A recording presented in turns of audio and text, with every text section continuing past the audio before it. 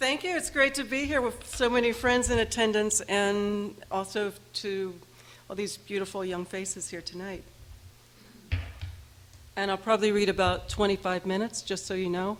I'm going to read from one long work, and I'm not going to really preface it very much, except to say one of the people mentioned in it, Bernadette Mayer, is here tonight.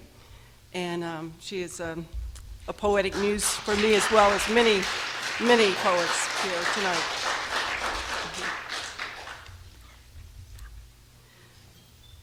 So I'll just begin. The tatters, cleanly folded paper lying in street, a job request for urine. I close my eyes, a broth of steaming piss. Transmission while walking briskly, slightly ruffled. Before bed, round butter cakes. After bed, devil's food, bright red between sheets. On growing a perfect wing, I forgot about the purpose of flight or the cloak of a peacock. A wet pigeon said, "Why don't I ask for what I really want?" I have forgotten the purpose of touching a child's hand, of pigeon shit on perfect feathers, of deep round cake pans. In taking it apart to see how it works, I realize that I wish to control the means of production. Cast iron pumped by muscle, pulleys and rope. This I recognize as cast iron circle and hemp. Linens climb in and out the window. Rum-soaked cake, half eaten, on the table. To this we return. Dorothy Podbear's belongings on the sidewalk, charred wood, even though that building was never on fire. Diagrams of electrical machines I like to look and don't care that I don't understand. I have lived a long time without knowing the names of the trees, barely able to recognize a locust leaf, and yet I can recognize the site of oak, even varnished or cobbled into a desk or plank. I have lived here not knowing that a rock dove is a pigeon, of my apartment knowing only that the cockroaches are German and the rats Norwegian.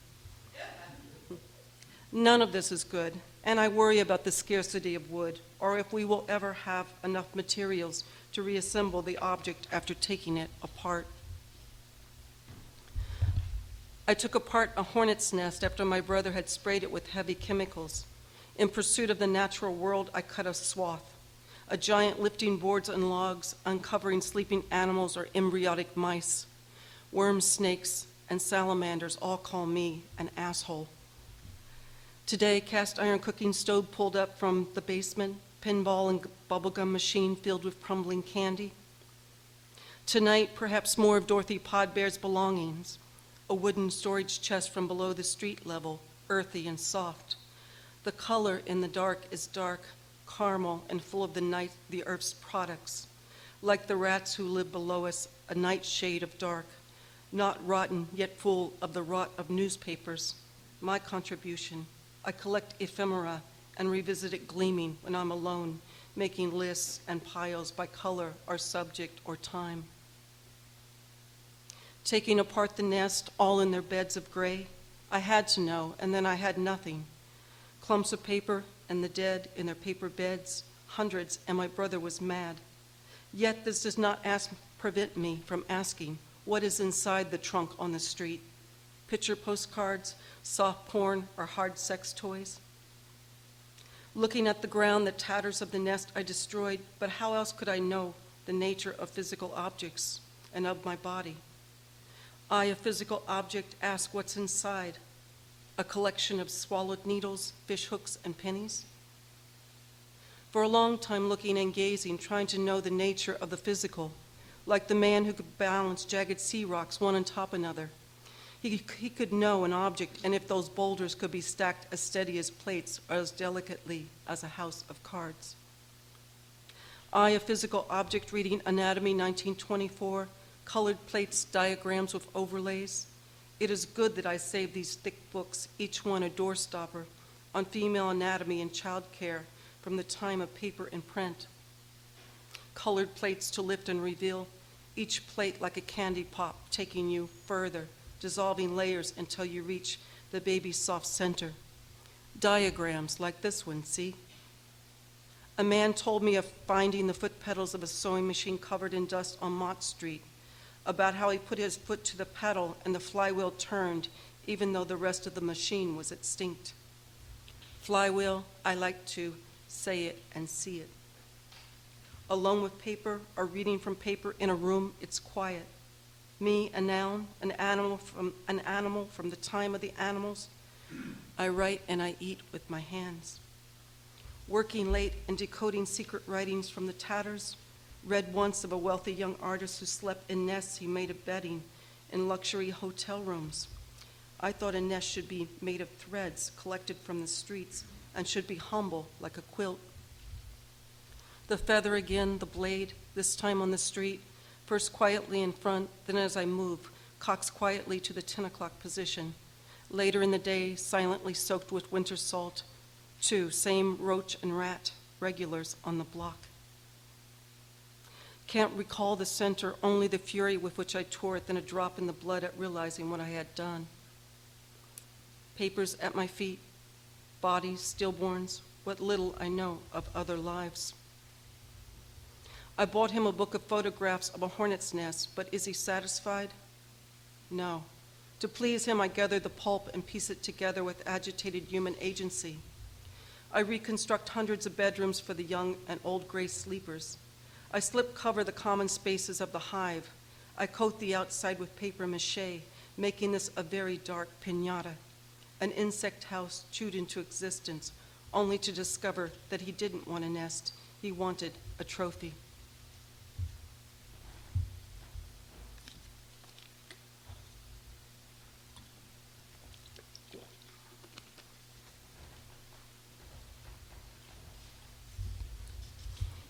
Two, intercepting messages barked out by Frank's box are the poems of Hannah Weiner, and I follow my spirit guides Bernadette Mayer and Brad Will. Bernadette is alive and owns many books and papers. Bernadette eats an egg at her writing desk every morning. I know Bernadette is alive because she leaves eggshells on her writing desk. Brad is dead even though he used to eat fire. I have some of his objects which keep me from thoughts of his death. I lie. I have none of his objects, only a film of him breathing fire. Grandpa wrote his figures on panels of cigarette and candy cartons, and I saved their clutter too, even the phone numbers. I won't erase them, thus keeping the database of phantoms alive. Wooden bowls feed me. Cup of tea makes me know I'm alive. If I were dead, I could not feel the heat of the cup or taste the bitter tannins. Cup of tea distracts me from my death and the death of everyone I love. Blood-stained napkin told of toothache. Cup of tea said I was alive. Seed pods lay crushed on the sidewalk. Rattan dining set told me to sit down and watch. Heavy coats and jackets feed the pigeons and squirrels. Chair legs ordered me to the desk to write of this. No feathers today, and putting a meal on the table is a great distraction. An office chair facing a mound of garbage bags tried to get my attention. Spirits of the chair and the bags and of the bus hum on the avenue, and in the water, fish sing the full glory of objects in the body. Man said delicious as I walked by. Later on, a conversation with Rebecca over the problem of dinner and the care of food animals, including the winged bugs in the flower. About the feathers, at my feet are feet. Even the homemade and humble dream of white beads. How can I read the banana skin with the neck pointed down and away? Birds ignore me. Cigarette butts refuse to make eye contact. I might be dead after all. If I can live long enough to know I can start my making, then I will really have something, like the man who mourned his dog. Until the dog's ashes arrived, he felt incomplete. Shaky since a child, I can thread a needle, but I cannot hold a rifle steady. At the 5 Points mission, a bodega door, green in a jar, asked me to come in. Man on my stoop cradles a pigeon. The bird is calm, and the man is full of madness. I look closely at them, gleams of purple in their cloaks, looking closer in the window at the neighbor in pink and on the phone, sitting on the edge of her bed. I want to write an elegy, but without the sadness. From very old books, I read of things extinct, including the very old book itself. The knowledge is there to gleam, turning poems into pulp, silly to talk or write of cake. Still, I think of one that calls for a dozen eggs when I should be talking of paper and print, or talking to plush teddy bears strapped to the grills of garbage trucks, or growing a tree of light. 3. White bridled horse on hind legs, baby head with blue eyes, torso in overalls, pink rocket with the dirty nose. These are what I gathered, but they are not the ingredients for making fire. The half booth barely shelters. Cup and spoon lay inside the hood. The receiver, beaten to pieces, dangles. Once wooden doors pulled shut like a wall crypt pulled tight for privacy, an obscene notion. I hear everyone's keystrokes. I fear the full bag of bedclothes on the stoop, mattress against garbage barrels blue and upright. I fear the abandoned briefcase on the street, yet trace the embossed dates in metal circa 1970s. Open the lid carefully, softly, and follow the cloth cord to an ancient tube. The nearby floppy disks brush my hand, touching the apparatus with a cloth and poking it with a stick. Who or what is this time traveler? What is a cathode ray? Radiation or inert gas? Retired or active chemicals? The makings of television or Armageddon? I'm afraid of the cosmic ray let loose on the street, afraid of X-ray specks or machines that can see through the bone. Panic travels through the blood as easily as aspirin. The feather this afternoon is a black and gray tongue pointing east, the payphone a portal through which voices connect in sometimes pleasing ways. The hood of the half booth as private as a homemade sex tape. I, the relic on the street, born during the time of paper and print, my replacements attached to wireless networks, ride herd down the sidewalk. Holding close, slowing down to read the sign in the booth, tear off a tab of I will post your flyers. My days are spooked by the rotary ringtone of a cell phone ghosting a black enamel phone, heavy and tethered to earth. That is a desk, that is gravity. In airport corridors, clusters of laptops and payphones await flight. A stranger no longer taps on the glass. To open the folding door of the booth is to enter into a cabinet of curiosities, a carnival wagon. The rotary dial is a greased wheel of chance. Once the neighbors played a recording of falling coins or stuck a pin into the receiver for free calls. This was in the past, although that is clear. I say it for myself before the time caught in the mirror turns amber. Entering the carny wagon of childhood games, nickel pitch, shooting gallery, balloon darts, cranes, diggers, weight and age barkers, I prize gun-shaped cigarette lighters, girly cards, switchblade combs, and stuffed bears. I do not prize plastic poodles. Now I prize grainy vintage porn and airbrushed nudie calendars, or I return to the flea market to gaze at a portrait of a bored couple in the 1920s posing with a headstone, or to rifle through a Chinese tea box full of loose sequins and rotting paper, or to ponder a Buddha head or shreds of Nepali armor, or a Weimar Republic glossy of nightclub performers, or a journal in English and Arabic, translations of homilies. I bid on these tatters.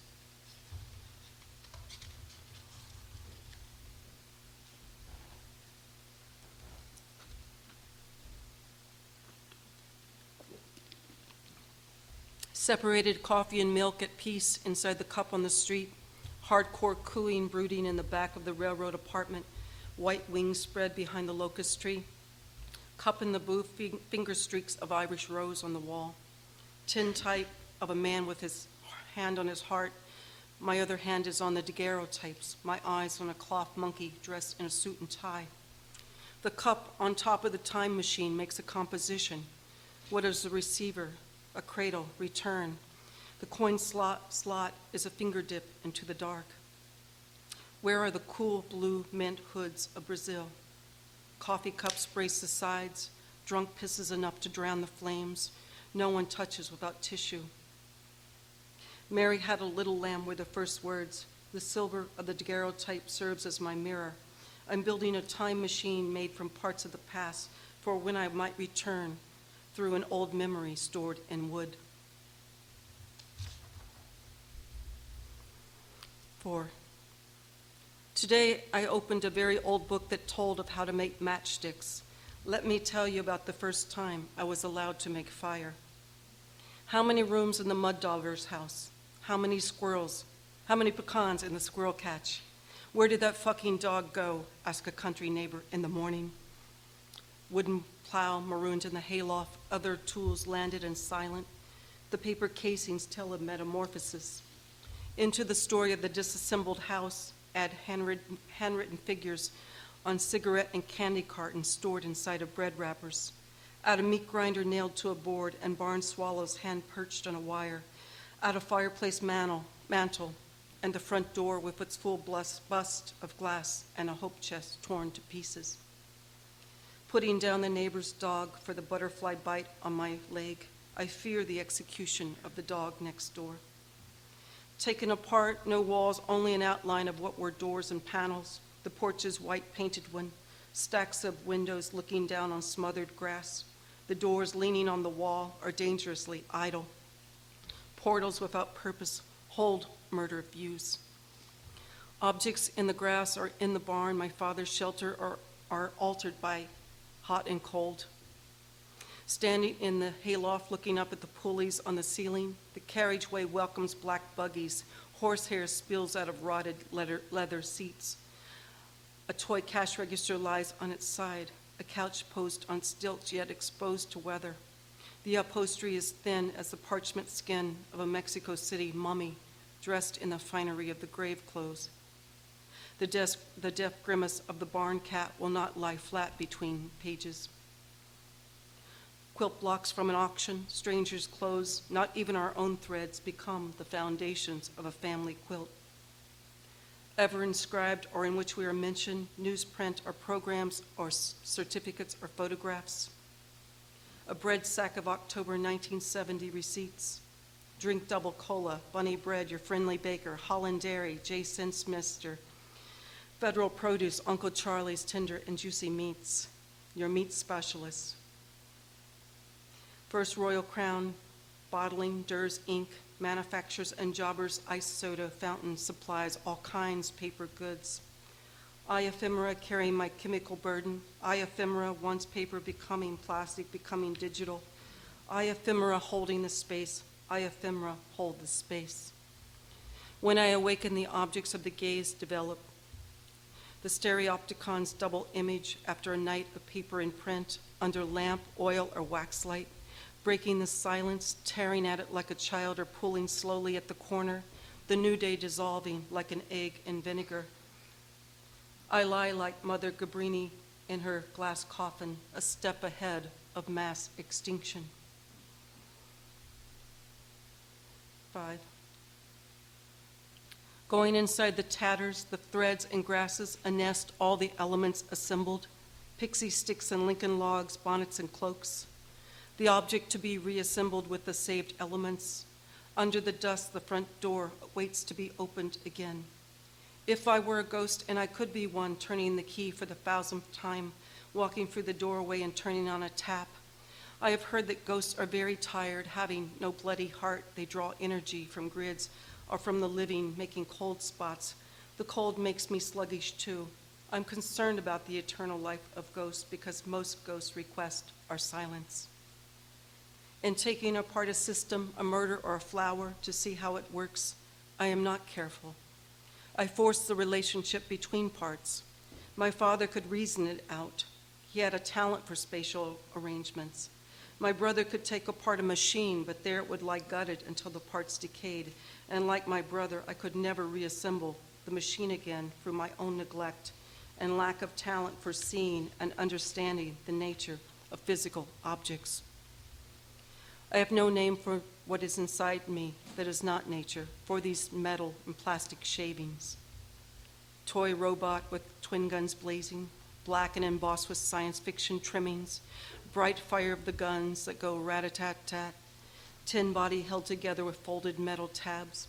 Hard robot shell makes a machine I would not fuck with. The day is a thin wire fence that corrals a herd of thoughts. The phrase moving between the trailers comes to me, shape-shifting, very dark being pacing the lanes. I'm alive in the trailer, in the metal, packed high behind heavy curtains. My brother's is filled with a television mostly. Kittens live inside the couch. Behind the door and under the tarp, no secrets, only television. Pilot here, outdoors is where no one goes without a dog for fear of the woods, of the backwaters, fear of the bridge. It might lead the way out, fear of mirrors, of seeing oneself in the natural light after years behind curtains. The page is a trailer on wheels, and my pen moves with it to back roads where skinned deer are dumped. The remains on the path are very dead and silvery. Bones exposed 6 footsteps long and a palm wide. A floppy disk stores my pain. Cathedral ceilings, whirlpool baths, television and game room built into the walls. No hard copies, but a digital library of games and clothes mildewed in the dryer. I return to the very old book unearthed from beneath the trailer floor. On marbled paper, I read of a woolly mammoth dug up from a farmer's field, and of one found in a block of ice with fresh greens in mouth, wearing a coat of long reddish hair, and later served as meat to dogs. Bird species are told by their markings, bar under an eye or tail feathers. The trailer, a bookmark that replaced a farmhouse, marbled covers, red-edged pages, men in hats touch the spines all around, others further flatten and tear. Cursed, underlined, and argued, agreed, bright yellow or pink. I cannot describe in bird or insect song what happened to the returning soldier in the double-wide next door, a container that pours out cannon fodder. Fantasy van rocks in the night, sequins of metal and plastic spin. The bones of a house, long radiator guts, dry on the lawn. 6. Threading raw film on a reel in the dark, when did a soldier become a troop?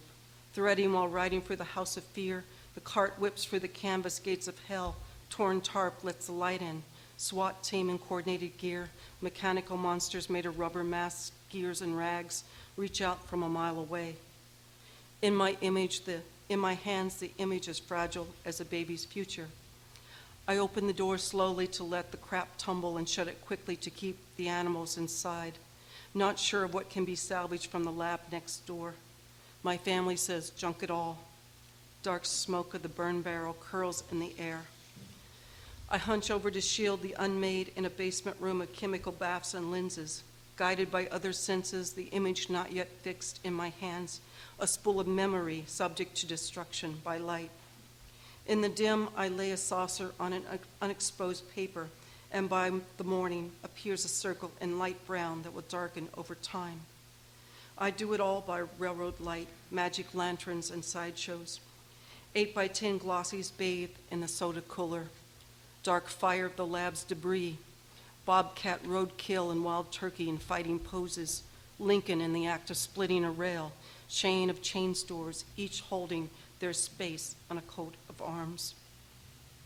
Certain images fixed on black paper and held by silver corners, a pile-up of futures already determined in pink satin liners.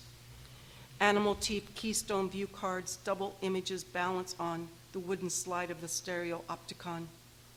Sea of wool, lambs for all the Marys, sheep industry, Montana, 1904. The funeral of President McKinley, tribute of Columbia Commandery, 1901, noted as a solid mass of mourning. First step in pocketbook industry, alligators, Palm Beach, Florida, 1905. Guardians of expired grammar books, a grandmother's bones hold up the farmhouse, arches of a Quonset hut sway in the wind. A rescue that comes too late is not a rescue but a salvaging of the tatters. Patched roof and worn of the drug den next door. The lab in the car trunk moving down the black top, combustion in a coffee pot, of batteries and pills, crushing black walnuts in a vise or under a hammer for such little meat, and chewed paper shaped into a nest.